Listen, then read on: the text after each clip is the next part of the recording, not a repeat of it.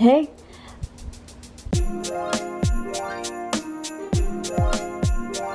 Welcome to my channel where everything is sweet. Welcome back to Vlogmas Day 6. Today, I'm filming my video in my bed because I feel weird today. So, we're just gonna sit down and chat, and I'm gonna talk about something that everyone has been asking me about for so long. And I've been telling you guys, I'm making a video about this, y'all, and it's gonna be really good, and I'm really excited, and I never made it. So we're making it today. So, yeah, let's get started. Okay, I need to stop doing that. I really need to stop doing that. Anyway, so we're just gonna chat about this. You already know what I'm talking about. You already know what I'm talking about because of the title of this video. So let's just go ahead and get started. We're gonna make it really quick, okay? Because it's a long story. So basically what I'm gonna be talking about today is my tattoos. I have 2 tattoos. They're very small. This is one. Hello, 70 times 7. It looks better when you go like this, but it's kind of crooked. So honestly, the man that did that, frick you for that, because it's crooked. But anyway, it looks like that, and it's backwards because it's on camera, and it says 70 times 7. It looks straight when I do this. Anyway, let's go ahead and get started. I don't know exactly how to start talking about them because they are very deep, like very deep meanings for me. And basically it's just hard to talk about. So like, I'm already like kind of crapping my pants right now. My heart's already pounding. So I'm just gonna try and get over this. I'm just gonna try and get it done, get it over with. I'm like, literally my heart's pounding right now. I like can't even. Okay, we'll start off. Okay, so this is my first one, and then this is my second one, which is just a little diamond right there. And I never thought I would get tattoos in my whole life. Like, I was never like, yeah, I want tattoos of like a butterfly or like a unicorn. But these have a different meaning that like will always mean something to me. And just like, I don't know, like when my mom actually suggested to get these tattoos, and I was like, you know what, that's not a bad idea, because I don't know, I never thought I would have tattoos, but here I am, and I have 2. But I probably will not get any more after this. Like, I honestly sometimes I forget that they're there, and then I remember and I'm like, oh, I forgot I have that. And sometimes people think that this one says LOL, or they just don't understand it at all, and I have to like tell them the whole story. So I guess I'll just start off with the diamond one because it has more of a story kind of meaning to it. Actually, you know what, I'm gonna start with my first one, which is this one, because it kind of ties into the other one. So basically, a lot of people that are subscribed to my YouTube channel know about something that I went through, and I don't like talking about it because it's really embarrassing, and it's like, just, I hate talking about it. Like, literally, every chance that I get to just push it farther down into my subconscious mind, I just don't like to talk about it. So I really don't want to talk about it, but you'll probably already know what I'm talking about. So basically, this tattoo is part of a Bible verse. No, it's not just a math equation. It doesn't just mean 490, which a lot of people think that too. They're like, why do you have math on your arm? Like, do you just love math? And I'm like, no, it is actually a Bible verse. The Bible verse is Matthew 18:21. I'll give you a little description. So basically, Peter asks Jesus, how many times should I forgive my brother if they like do me dirty? That's pretty much what it means. Like, how many times, like if somebody does you dirty, like, are you supposed to forgive them? And like, how many times can you forgive them? Because like, if somebody does you dirty, you forgive them, but then if they do it again, do you forgive them again? Like, what do you do? You know what I mean? He's like, how many times do I forgive them? He's like, do I do it up to like 7 times? Like, is there like a specific number? Like, do I do it 7 times? Do I do it 3 times, 8 times, 20 times? Like, how many times am I supposed to do this? And Jesus said, not... I got a text message. Are you doing Vlogmas? Yes, ma'am. That's Maddie. Okay, anyway, so, I forget where I was. Basically, Jesus tells Peter, like, no, you're not supposed to just forgive them up to 7 times. Like, forgive them 70 times 7. Which is kind of, like, random. Like, why would you say that? Like, why wouldn't Jesus just be like, no, you just forgive them over and over again. Like, just forgive them. I don't know. But, that's why I got a tattoo of this, because your girl has been done dirty so many times in her life. Even, like, I sometimes struggle with, like, forgiving people that, like, something that happened like 2 or 3 years ago.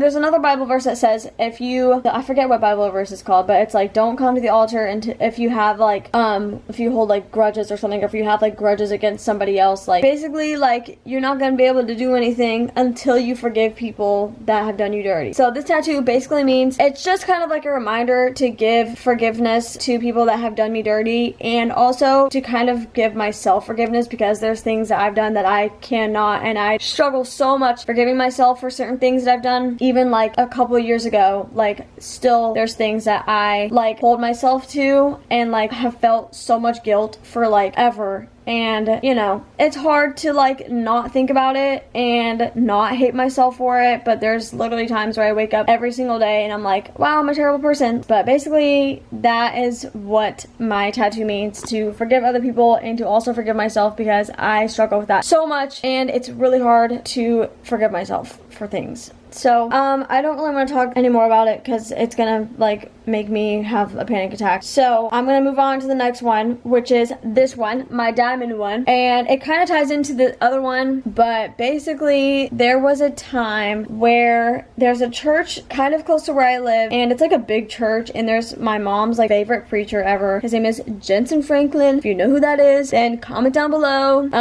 But basically he was at this conference thing that I went to, and this was like when I was at my lowest point in life. Like I literally just did not care about anything. I was like, I do not want to go to this, but my mom like dragged me to it. She's like, you're going because Jensen Franklin is a really good preacher. So I was like, okay, whatever, I'll go. And then we went, and this is my first time at this church, and it's like a big conference. There's like a lot of people there, and basically we go and he preaches this message, and so it's kind of this story about this man who like moves to this town. I think it takes place in like somewhere in Asia or Africa, I don't know where, don't quote me on this, but it's a true story of this man who heard of this like land in wherever he was living. I don't know which country it was, I forget, but it doesn't really matter. So he heard that there was like a whole bunch of like diamonds in the ground, and nobody had discovered it yet, but they all kind of knew about it, and he kind of heard about it. And so he went out and bought a bunch of land and bought this like house that was like on top of the land of all the diamonds, and he spent his whole life like looking for the diamonds, and the only thing that he could find were like these dirty like rocks, like ugly